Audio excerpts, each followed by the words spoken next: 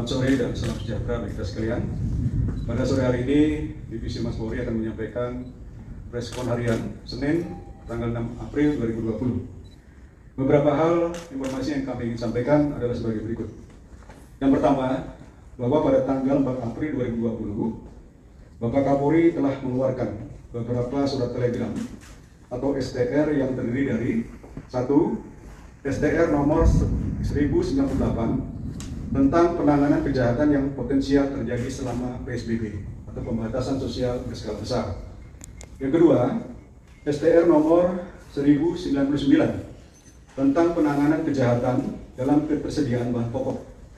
Yang ketiga, STR nomor 1100 tentang penanganan kejahatan terkait situasi dan opini di ruang siber. Yang keempat, STR nomor 1101 tentang penanganan kejahatan yang potensial terjadi dalam masa penerapan PSBB. Nomor 5, STR nomor 1102 tentang penanganan penumpang yang baru tiba atau TKI dari negara yang endemis atau negara yang terjangkit COVID-19. Secara keseluruhan, surat telegram ini dimaksudkan untuk memberikan pedoman pelaksanaan tugas selama masa pencegahan penyebaran COVID-19, khususnya dalam pelaksanaan tugas kepolisian di bidang penegakan hukum yang diemban oleh fungsi reserse kriminal dan jajarannya. Kemudian, dalam konteks ini, penegakan hukum yang dilakukan Polri selama masa pencegahan penyebaran COVID-19 pada prinsipnya adalah sebuah pilihan terakhir atau ultimum remedium, di mana yang dikedepankan oleh Polri adalah upaya-upaya preventif dan juga preventif. Namun apabila kedua upaya ini tidak efektif, maka upaya penegakan hukum akan dilakukan dengan maksud untuk memberikan kepastian hukum terhadap para pelanggar hukum yang melakukan perbuatan melawan hukum, khususnya selama masa pencegahan penyebaran COVID-19. Substansi yang dapat kami sampaikan bahwa surat telegram Bapak Kapolri ini menjadi sebuah panduan atau pedoman bagi para penyidik dalam melakukan upaya-upaya penegakan hukum, dan menjadi catatan penting upaya penegakan hukum yang dilakukan oleh Polri ini adalah merupakan upaya yang paling akhir setelah upaya-upaya preventif dan preventif dilakukan.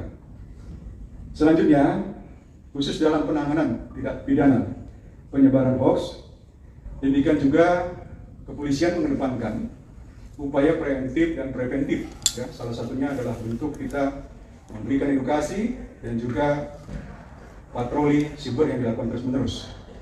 Ketika upaya-upaya preventif dan preventif ini tidak efektif, maka terhadap para penyebar berita hoax kita akan lakukan tindakan tegas dalam penegakan hukumnya.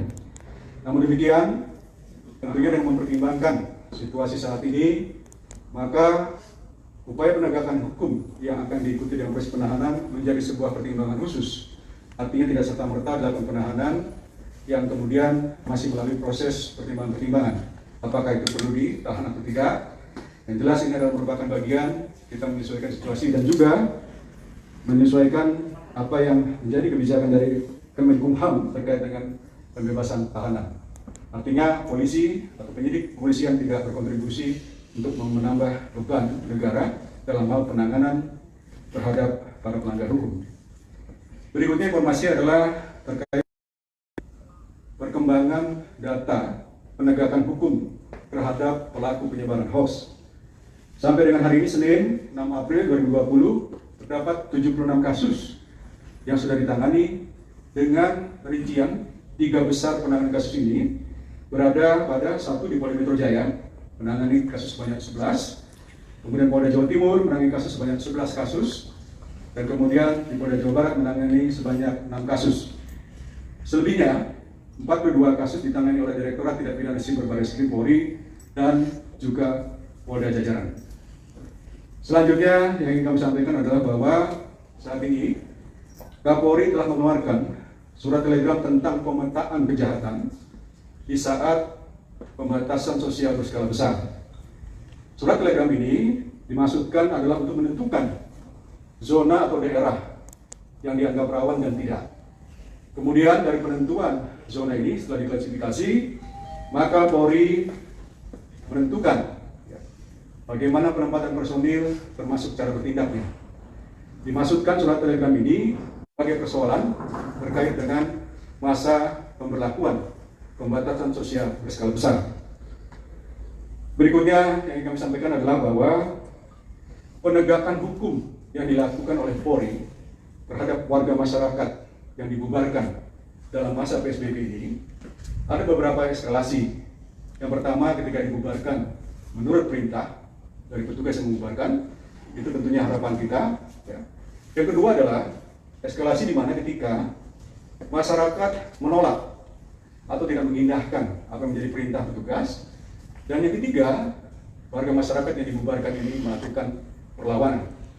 Untuk itu, kita mengacu penegakan hukum ini pada beberapa dasar hukum. Yang pertama adalah pasal 93 Undang-Undang Nomor 6 Tahun 2018 tentang kekarantinaan wilayah. Dan demikian juga kita memperlakukan Undang-Undang Nomor 1 Tahun 1946 tentang peraturan hukum pidana, khususnya pada pasal 212, 216 dan 218. Dan secara keseluruhan bahwa jajaran seluruh Polda telah melakukan upaya pembubaran massa ini sebanyak 10.873 kali. Selanjutnya, menyikapi adanya beberapa penolakan warga terhadap proses pemakaman jenazah COVID-19 di beberapa lokasi dan daerah, Polri menyikapi bahwa itu adalah merupakan bagian yang harus ditangani secara benar dan tepat. Kalau tidak, tentunya akan menimbulkan gejolak-gejolak yang akan memberikan gangguan Kamtibmas. Untuk itu, Polri telah menyusun SOP untuk mengawal pemakaman jenazah COVID-19 ini agar pemakaman itu dapat terlaksana dengan baik sebagaimana kaidah-kaidah ajaran agama tentunya dan juga norma-norma sosial, sehingga proses pemakaman dapat terlaksana sebagaimana mestinya. Yang terakhir yang ingin kami sampaikan adalah perkembangan penanganan kasus Syekh Puji yang ditangani oleh Direktorat Reserse Tindak Pidana Umum Polda Jawa Tengah, bahwa saat ini penyidik sedang memeriksa 2 saksi. Oleh karenanya secara keseluruhan sampai dengan hari ini sudah 8 saksi yang diperiksa dan 1 saksi ahli.